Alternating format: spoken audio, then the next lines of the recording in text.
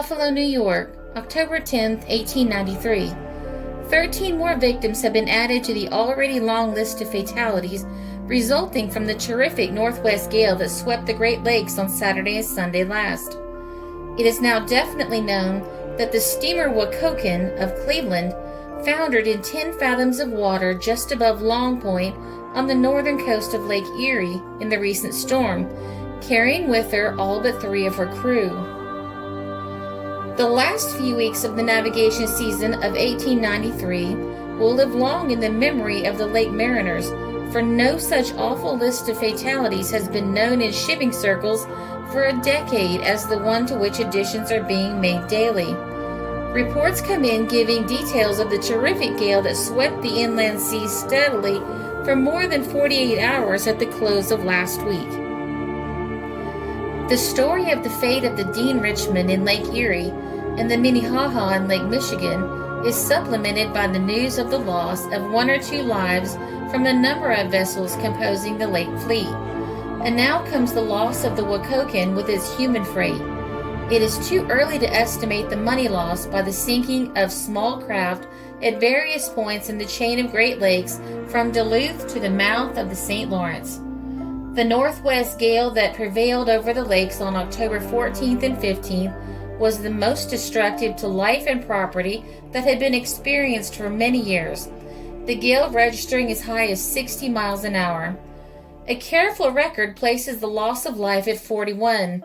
2 vessels were totally wrecked and 29 stranded. The steamer Dean Richmond, valued at $115,000, foundered off Dunkirk, Lake Erie. Captain G.W. Stoddard, Chief Engineer Evans, and 13 others going down with her. All incoming vessels are minus part of their rigging, are badly stove in, or otherwise show marks of their terrible experience with the wind and heavy seas. The Wocoken was bound from Ashtabula to Duluth with a cargo of coal. She sailed on Friday on the eve of the great storm from near the starting point of the ill-fated Dean Richmond, and must have encountered the storm at the height of its severity while making for shelter, as was the case with the Richmond. Long Point, on the north shore of Lake Erie, was the haven sought by both vessels, but both became prey to the dangerous coast along that part of the Canadian border. The Wocoken made her way to Erie with safety. There she picked up her consort, the Joss Page, and proceeded up the lake. The vessel had proceeded well out into the lake before she was struck by the storm. She faced the gale and prepared for the battle of her life.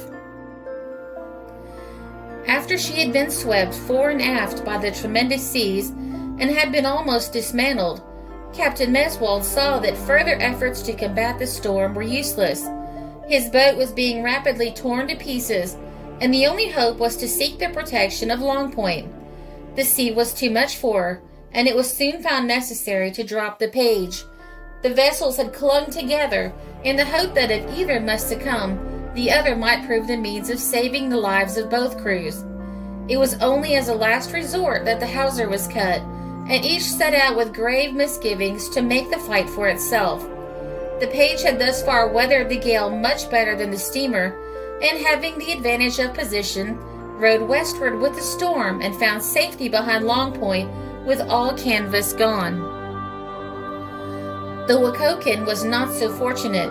Her fight had been made, and although she righted for a time after her consort had been cut loose, her rigging was gone, and her hull had been badly sprung as she was buffeted by the heavy seas. The hatches were next to go, and as she rapidly filled, the last hope of the despairing crew vanished.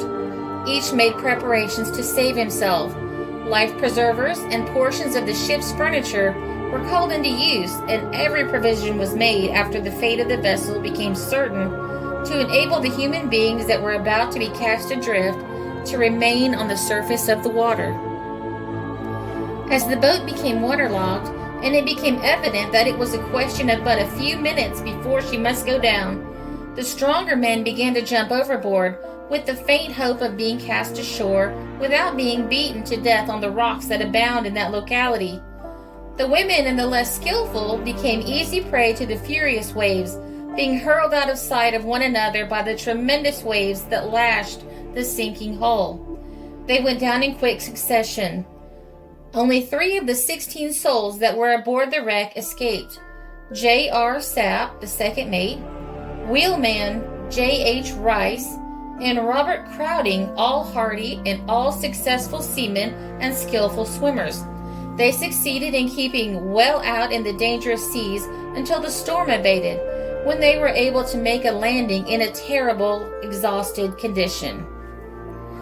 The Wocoken was owned by John Mitchell of Cleveland and was valued at $56,000. Insured with Smith, Davis and Company of Buffalo, David Vance, Milwaukee, and David McDonald of Chicago. Her cargo of 1,800 tons of coal was consigned to the W.L. Scott and Company, valued at $100,000, and it was insured. Captain Meswald of the Wocoken was part owner. He had enlisted and served in a Michigan regiment during the War of the Rebellion, and 3 years after the close of the war, he began sailing the Genesee Chief, owned by Captain S.B. Grumman of Detroit. His wife is a sister of Captains John and Alfred Mitchell of Cleveland. During the season, 53 vessels passed out of existence, involving a loss of tonnage of 24,258 and valued at $1,040,000. The partial losses, $1,072,180, making a total of $2,112,588. Of the casualties, 59 occurred on Lake Erie, 33 on Lake Huron, 10 on Lake Superior, 12 on Lake Michigan, 4 on Lake Ontario, and 5 on the Detroit River. The total loss of life during the season is 123, against 99 for the previous year. It is notable that of the immense number of passengers carried on the various pleasure boats in commission at Chicago during the World's Fair, but one passenger was lost, James M. Cutler, a real estate dealer of Chicago who fell overboard from the steamer City of Toledo near Jackson Park. This story was reported in the Huntsville, Alabama Gazette, October 21st, 1893.